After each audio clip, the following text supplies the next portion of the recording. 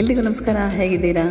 ಹಿಂದಿನ ವಿಡಿಯೋದಲ್ಲಿ ಹೇಳಿದ್ನಲ್ಲ, ಅದೇ ರೀತಿ ಆಸ್ಟ್ರೇಲಿಯನ್ ವುಮೆನ್ಸಲ್ಲಿ ನನಗೆ ಇಷ್ಟ ಆಗಿದೆ ಏನಂದರೆ, ಎಷ್ಟೇ ವಯಸ್ಸಾದರೂ ಅವರ ಬ್ಯೂಟಿ ಕಾನ್ಷಿಯಸ್ಸು ಮತ್ತು ಅವರ ಡ್ರೆಸ್ ಸೆನ್ಸು ಕಣ್ರಿ, ತುಂಬ ಚೆನ್ನಾಗಿ ಅವರು ಸೆಲ್ಫ್ ಕೇರ್ ತೊಗೊಳ್ತಾರೆ ಅನ್ನೋದು ನನಗಂತೂ ತುಂಬಾ ಅಲ್ಲಿ ಇಷ್ಟವಾದಂಥ ಒಂದು ವಿಷಯ ಆಯಿತು.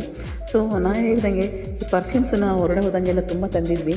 ಅದರಿಂದ ಮಗ ಈ ಸಲ ಅಷ್ಟೊಂದು ಕೇಳಲಿಲ್ಲ. ಮಗನೂ ಅಲ್ಲಿ ತುಂಬಾ ಸ್ಟಿಕ್ಕರ್ಸು ಅವೆಲ್ಲ ನೋಡ್ದೆ, ತೊಗೋಬೇಕು ಅಂತ ಇಷ್ಟ ಆಯಿತು. ಆದರೆ ಒಂದನ್ನು ತೊಗೊಳ್ಳಿಲ್ಲ. ಇನ್ನೊಂದು ಪುಟ್ ಪಾಪು ಬರ್ತಾಯಿದೆ ನೋಡಿ, ಅದು ದಾರಿ ಉದ್ದಕ್ಕೂ ನನಗೆ 2-3 ಸಲ ಸಿಕ್ತು. ಆರಾಮಾಗಿ ಓಡಾಡ್ಕೊಂಡಿದೆ. ಹಾಗೆ ನೆಕ್ಸ್ಟ್ ಇನ್ನೊಂದು ಶಾಪಿಗೆ ಬಂದ್ವಿ. ಅಲ್ಲಿ ಬಂದುಬಿಟ್ಟು ರೆಪೆಲ್ ಶೋ ಅಂತೇಳಿ ಇಂಟ್ರಾಕ್ಟಿವ್ ವೈಲ್ಡ್ ಲೈಫ್ ಎಜುಕೇಷನ್ ಅಂಥೇಳಿ, ಅಂದರೆ ಜನರಿಗೆ ವೈಲ್ಡ್ ಲೈಫ್ ಬಗ್ಗೆ ಎಜುಕೇಷನ್ ಕೊಡೋದಕ್ಕೆ ಅಂತ ಈ ಶೋ ಮಾಡ್ತಾರೆ. ಅವರು ಚಾರ್ಜ್ ಮಾಡ್ತಾರೆ, ಒಬ್ಬರಿಗೆ $20 ಅಂತ ಹೇಳಿ ಅಲ್ಲಿ ಬೋರ್ಡ್ ಹಾಕಿದ್ರು. ನಾನು ಫಸ್ಟ್ ಅದನ್ನು ಆರ್ಟಿಫಿಷಿಯಲ್ ಅಂದ್ಕೊಂಡೆ, ಆಮೇಲೆ ಗೊತ್ತಾಯಿತು ಅದು ಒರಿಜಿನಲ್ ಅಂತ ಹೇಳಿ. ಹಾಗೆ ನೋಡಿ 4-5 ವರ್ಷದ ಒಂದು ಪುಟ್ಟ ಮಗು ಬಂತು. ಆ ಮಗು ಚಿಕ್ಕದೊಂದು ಕ್ರಾಕಡೈಲ್ ಇಟ್ಕೋತೀನಿ ಅಂತ ಹೇಳ್ತು. ಸೊ ಅದಕ್ಕೆ ಎಷ್ಟು ಧೈರ್ಯ ನೋಡಿ, 2 ಕೈ ಚಾಚಿ ಮುಂದೆ ಇಟ್ಕೊಳ್ತು. ನನಗಂತೂ ತುಂಬಾ ಆಶ್ಚರ್ಯ ಆಯಿತು. ಅಪ್ಪ ಅಮ್ಮ ಸಹ ಅದನ್ನು ಮಗುನ ಎದುರಿಸಲಿಲ್ಲ. ಮಗು ಇಟ್ಕೊಳ್ಳೋದು ನೋಡಿ, ಅವರು ಖುಷಿಪಟ್ಟರು, ಮಗುನೂ ಖುಷಿಪಡ್ತು. ಮಗು ತನ್ನಂತಾನೆ ಮತ್ತೆ ಬಂದು ಬುಟ್ಟಿಗೂ ಸಹ ಆ ಒಂದು ಮೊಸಳೆ ಮರಿನ ಹಾಕ್ತು.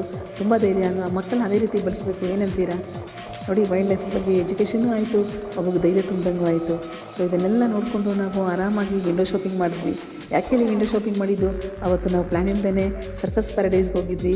$1 ಸಹ ನಾವು ಅಲ್ಲಿಗೆ ತೊಗೊಂಡೋಗಿರಲಿಲ್ಲ. ಅದರಿಂದ ಲೈಫಲ್ಲಿ ಫಸ್ಟ್ ಟೈಮು ವಿಂಡೋ ಶಾಪಿಂಗ್ ಮಾಡಿದ್ವಿ.